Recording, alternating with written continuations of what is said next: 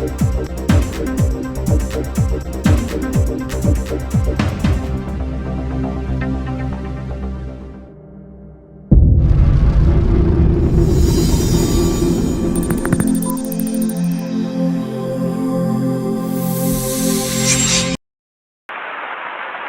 ప్రభుత్వ పాలనలో, ప్రభుత్వ వ్యవహారాల నిర్వహణలో తెలుగు భాషకు అత్యంత ప్రాధాన్యత ఇస్తుందని జిల్లా కలెక్టర్ డాక్టర్ బిఆర్ అంబేద్కర్ అన్నారు. తెలుగు భాష పరిరక్షణకు ప్రభుత్వం కట్టుబడి ఉందన్నారు. ఎంతో గొప్పదైన మన భాష విలువను భావితరాలకు తెలియజేయాల్సి ఉందన్నారు. రాష్ట్ర ప్రభుత్వ ఆదేశాల మేరకు తెలుగు వ్యవహారిక భాషా పితామహుడు గిడుగు రామ్మూర్తి పంతులు జయంతిని వ్యవహారిక భాషా దినోత్సవంగా కలెక్టర్ కార్యాలయంలో నిర్వహించారు. ఈ సందర్భంగా ఏర్పాటు చేసిన కార్యక్రమంలో గిడుగు రామ్మూర్తి చిత్రపటానికి జిల్లా collector doctor BR Ambedkar, joint collector S Sethumadhavan, deputy collector Sumabala, సాహితీవేత్త జక్కు రామకృష్ణ, సీనియర్ జర్నలిస్ట్ ఏలిశెట్టి సురేష్ కుమార్, జిల్లా అధికారులు సుధాకర్, డి రమేష్, త్రివిక్రరావు తదితరులు పూలమాలలు వేసి నివాళులు అర్పించారు. ఈ సందర్భంగా జిల్లా కలెక్టర్ మాట్లాడుతూ తెలుగు భాషను ఎంతో ఉన్నత స్థితికి తీసుకువెళ్లిన గిడుగు రామ్మూర్తిని స్మరించుకోవడం ఎంతో అవసరమని చెప్పారు. తెలుగులో మాట్లాడేందుకు మనం ఇంకా సిగ్గుపడుతున్నామని, ఇది సరికాదని అన్నారు. తెలుగు భాషపై మన ఆలోచనలు మారాలని చెప్పారు. మన పిల్లలు తెలుగులోనే మాట్లాడేలా, రాబోయే తరాల వారు ఈ భాష గొప్పతనాన్ని తెలుసుకునేలా ముందుకు తీసుకువెళ్లాల్సి ఉందన్నారు.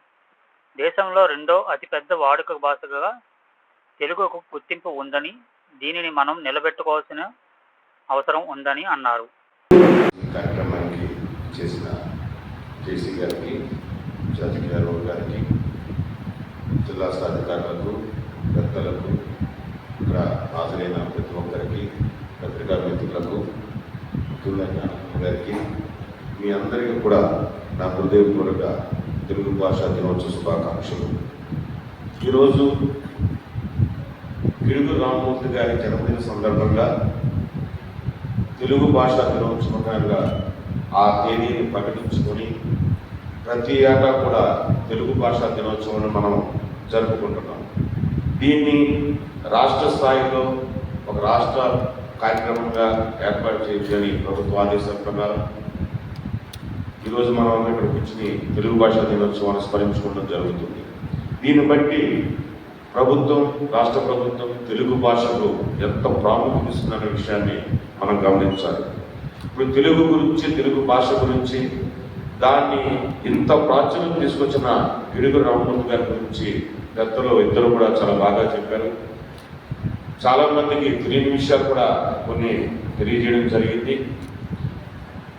ఇప్పుడే ఎవరైతే ఈ భాషా ఉద్యమాన్ని పుట్టి మన శ్రీకాకుళంలోనే పుట్టి మన విజయనగరంలో చదువుకుని ప్రపంచ స్థాయిలో పేరు తెచ్చుకుని మన భాషని, మన వాడుక భాషని ఎంతో ఉన్నత స్థితికి తీసుకెళ్లిన గిడుగు రామ్మూర్తి గారిని మనం ఈ సందర్భంగా స్మరించుకోవడం చాలా అవసరం. అది భావి తరాల వారికి కూడా చాలా అవసరమైన విషయం. అది ఈరోజు కూడా ఇంత భాషా ఉద్యమాలు జరిగినప్పటికీ ఇటువంటి గిడుగు రామ్మూర్తి గారు అనే పెద్దలు దీనికోసం ఉద్యమాలు చేసి ఈ తెలుగు భాషని ఇంత ప్రాచుర్యత తీసుకొచ్చినప్పటికీ ఈరోజు కూడా మనం చాలా మందిని తెలుగు మాట్లాడి సిగ్గుపడుతూ ఉంటాం. ఎందుకు అర్థం కాదు. మనం తెలుగు వాళ్ళం, తెలుగులోనే పుట్టాం, తెలుగులోనే పెరుగుతున్నాం, ఇక్కడే బతుకుతున్నాం. కానీ తెలుగు మాట్లాడంటే ఈ రోజు మనం సిగ్గుపడుతూ ఉంటాం. చాలా మంది దగ్గర ఉన్నారు. మనం ఇప్పుడు కూర్చోవడం చాలా మంది దగ్గర, మన ఇళ్ళల్లో కూడా ఉంది. మన పిల్లలు కూడా మనం అమ్మ నాన్నని పిలుపుకున్న నాన్నని పిలిస్తే ఆనందపడతాం, డాడీ మమ్మీ అని పిలిస్తే ఆనందపడతాం. అమ్మ నాన్నని పిలిస్తే ఆనందపడం మనం. మరి ఎందుకు ఆలోచన మారిందనేది అర్థం కాదు. కానీ నెక్స్ట్ జనరేషన్ వాళ్ళని, చాలా మంది చిన్నపిల్లలు ఉన్నారు, నెక్స్ట్ జనరేషన్ వారన్నా సరే ఈ తెలుగులో ఉన్న విలువని, దాని ఔన్నత్యాన్ని, దాని యొక్క గొప్పతనాన్ని మనం ముందు తరాల వారు కూడా తీసుకెళ్ళవలసిన బాధ్యత మనందరి మీద ఉంది. ఇది మామూలుగా తెలుగు భాష అనేది ఇప్పుడుగా జనంగా చెప్పినట్టుగా దేశంలో రెండో అతి పెద్ద వాడుక భాష. హిందీ తర్వాత ఎక్కువ మంది వాడుతున్న భాష. చాలా అందమైన భాష, వినడానికి చాలా వినుసుకునే భాష, నేర్చుకున్నాక కూడా సులువైన భాష. మిగతా భాషలు మీరు కష్టపడండి, నాకు ఈజీ కాదు నేర్చుకున్నాం. తెలుగు చాలా ఈజీగా నేర్చుకోవచ్చు. దానికి మన జేసీ గారే ఎగ్జాంపుల్. 2 సంవత్సరాలు మంచి తెలుగు నేర్చుకున్నారు ఆయన. చాలా బాగా మాట్లాడతారు తెలుగు, నాకంటే బాగా మాట్లాడతారు తెలుగు యాక్చువల్గా. 2 years అంతే కదా, 2 years కదా స్టేట్కి వచ్చి 2 తమిళ అండి ఆయన ఒరిజినల్గా. 2 సంవత్సరాలు రాష్ట్రానికి వచ్చి చాలా మంచి తెలుగు మాట్లాడారు ఆయన. నేర్చుకున్న చాలా సులువైనది, చాలా చక్కని, వినడానికి విసుంపుగా ఉండేది. అటువంటి భాషను మనం నిర్లక్ష్యం చేయడం అనేది తగదది.